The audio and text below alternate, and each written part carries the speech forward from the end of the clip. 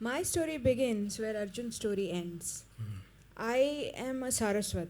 We used to live on the banks of the Saraswati, and when the river started drying out, people actually started walking westwards and they settled down in what is known as today's Goa, that coast.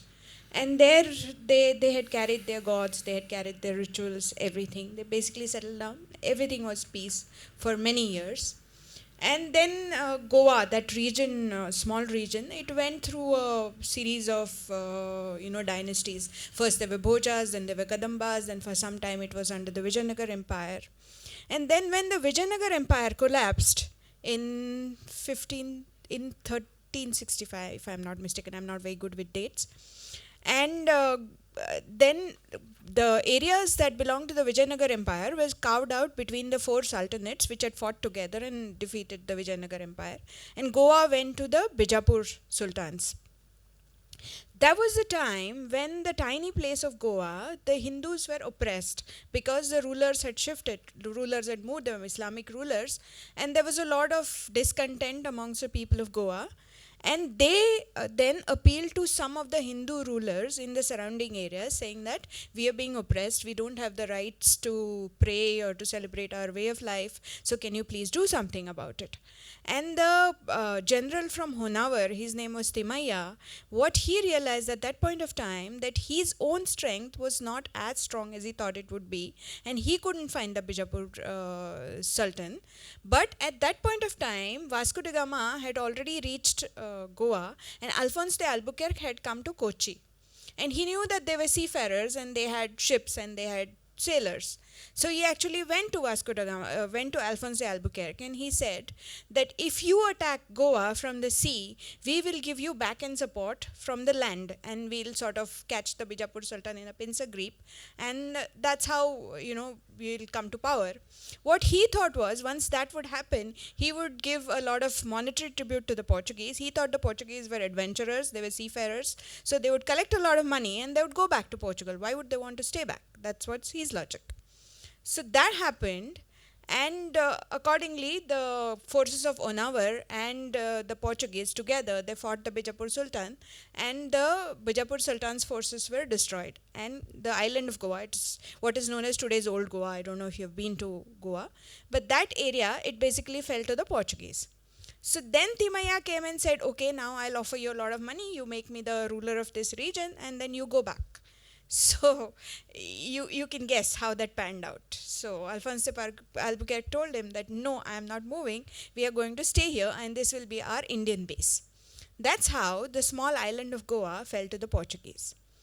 Alphonse de Albuquerque had actually promised Timaya that he will not touch the religious practices of the region, but he will be the secular ruler, for the lack of a better word. But as soon as they got power, that promise was forgotten. And even when Alphonse de Albuquerque was in charge, temples in the island of Diwar and temples in the island of Goa had already started being destroyed. But there was no systematic religious persecution yet. That started after Alphonse de Albuquerque's death. And at that point of time, Portugal was under the grip of a very fanatic queen, and her advisor was a cardinal from Catholic Church. So he sent some of his most fanatical monk orders to Goa to basically proselytize and to convert the people of Goa. And that's how the systematic conversion of Goan people started happening. And it happened over the years.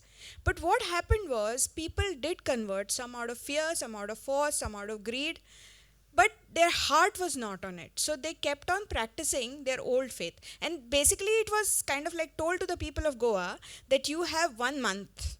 You either convert or you leave, leaving everything behind.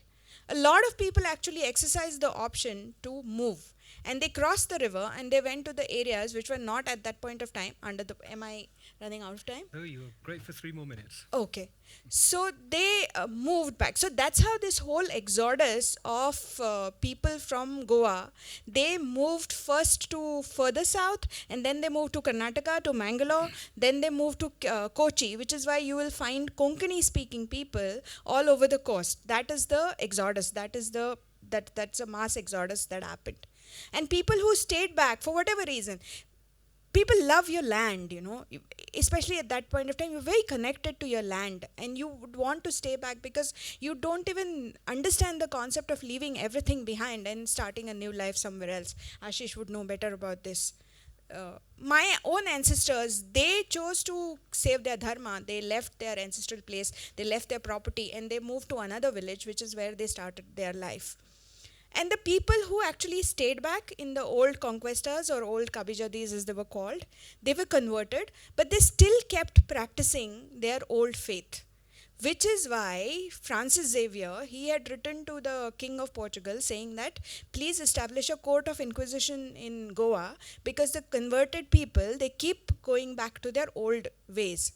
So the Court of Inquisition was established in Goa sometimes in 1560, if I'm not mistaken, and it continued more or less for 250 years, barring a period of 7 years in between when there was a regime change in Portugal. 452 years, there was a regular, systematic torture of my people going on in my land, and nobody wants to talk about it. And what were the offenses that people were tortured for? They were tortured for offenses like they had a tulsi plant in their house. That when they were celebrating religious festivals, they were singing traditional songs called vovios. They were wearing a traditional dress. Small, small things. People were persecuted because they took a bath in the morning. Can you believe that? These were officially listed as the reasons for which the Inquisition could potentially arrest you and then torture you. And finally, the ultimate torture was something called the auto da fe, where people were burnt alive. And this is documented by the Portuguese, not by Indians, because we don't.